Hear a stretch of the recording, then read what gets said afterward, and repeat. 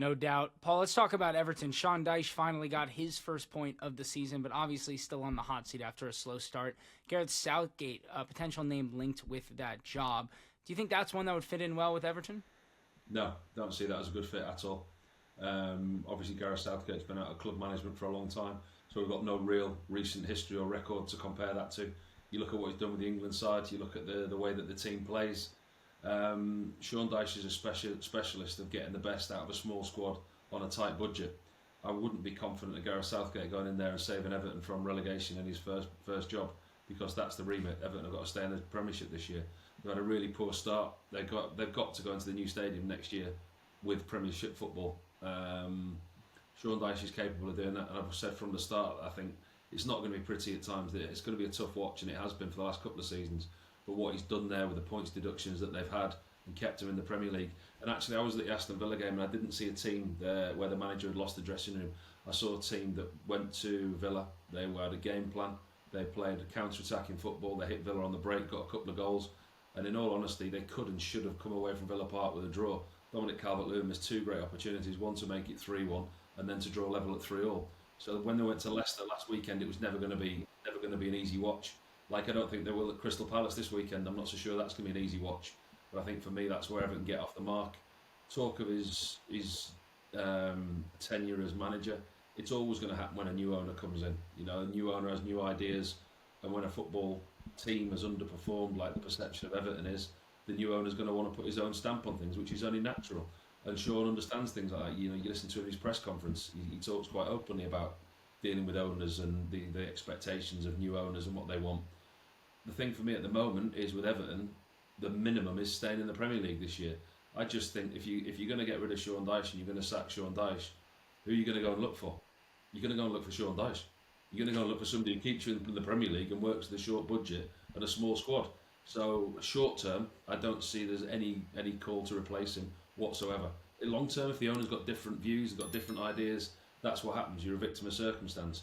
But at the moment, off the field stuff needs to be sorted out for Everton. But the key thing is for me, yes, sort the off field out, but they have to be in the Premier League and then start moving forward if you want to go in a different direction. Well, Pete, another way to potentially fix Everton and help them stay in the Premier League would be to have the new owner, Dan Friedkin, pump some money in January to the transfer window. Who could you see Everton going for that's a reasonable price and might fit the squad to help them stay in the Premier League? Obviously, Everton fans will be hoping that this proposed new takeover from Dan Friedkin will free up funds for Sean Dyche or whoever, if it's a new manager, to allow him to spend money in the January transfer window. Again, a lot will depend on where Everton are in the league table come January transfer window.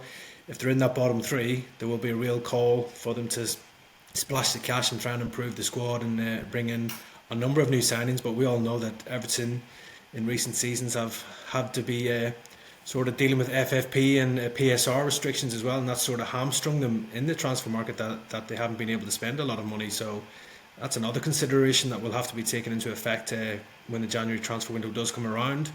Whether the Friedkin deal will get done and the money is there to be spent, we'll again have to wait and see if that gets put through quickly as well. But if you are looking to improve that Everton squad, you're probably looking for a striker, somebody who can score the goals.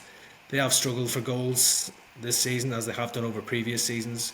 They just haven't been able to rely on Dominic Calvert-Lewin too often because of injuries and everything else.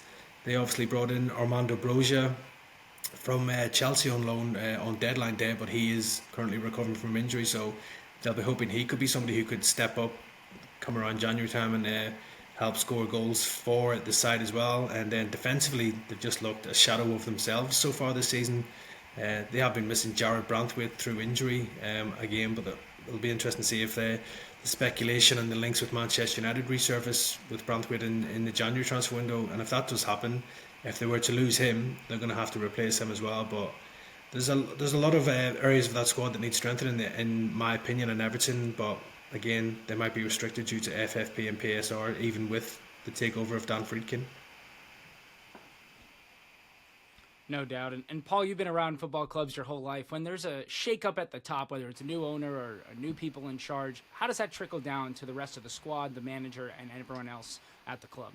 Yeah, it's unsettling, but I think it's something that Everton have had to deal with for a long time now. I think it's something that obviously I spoke to a lot of the Everton backroom staff before the Aston Villa game, and they were buoyant about the way that the mood was in the camp, the training ground, that the way that the manager had got the team together. There was a togetherness amongst the team, and they were praising the manager and what he'd been able to do, as in keep the football side of things away from what was happening in the boardroom, which is always difficult. Listen, I played for a Leeds side in a time, you know, the worst time when the financial case hit Leeds with Peter Ridsdale, and the fire sale that happened at Leeds, and the money that the club owed, and the financial problems that Leeds had. So listen, I'm no stranger to that, and it does come into the dressing room. We were in a lot worse state than Everton. I mean, we were deferring wages, and people at the club weren't getting paid, getting sacked, etc. But I think it's just gone on too long for Everton and Everton fans. But I think that's one thing that Sean Dyche has actually done, is keep the football side away from the dressing room as much as he can. But actually, you don't escape it as a player, because even now, more so with social media, with the way that the news travels now, obviously not just social media, but the internet in general, the access that people have, and a lot of false news that goes around as well. So it's very, very difficult as players to switch off from that, because you, like I know, we all do it. We all sit on our phones and we all scroll through a load of stuff. Half of it's true, half of it's not true, but we're all guilty of doing that. So it's very difficult to get away from it as a player. So any player that says, "I will shut off from it completely, we don't pay any attention to it," that's not right, because you want to know what's going on at your club. Because at the end of the day, yes, you're committed to your club, yes, you've got a passion for the club, you want to win, you want to play for the team that you're committed to, but actually as a footballer, you look after yourself as well. There's a self element of that, as in your own career, where you want to be and what's going to be best for you. And if you're a player at Everton, if you're achieving to a level at Everton where you're thinking, like Jared Branthwaite has done, he's going to be looking around, he's going to want assurances as to what's going on at the club if he's to stay at the club for his own personal development and his own future.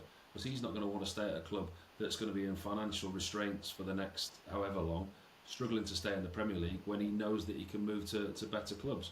But actually, if what's coming at Everton is going to be a bright future and there's good things over the horizon, it may be a good thing for him to stay at a football club like that. So you do have to be educated as a player as to what's going on behind the scenes. Although on a match day you're fully focused on the football, and anyone from the media asks you what's going on in the boardroom, has it affected the dressing room, you just bat it straight back and you say, no, of course it hasn't, absolutely not. We concentrate on what we're doing.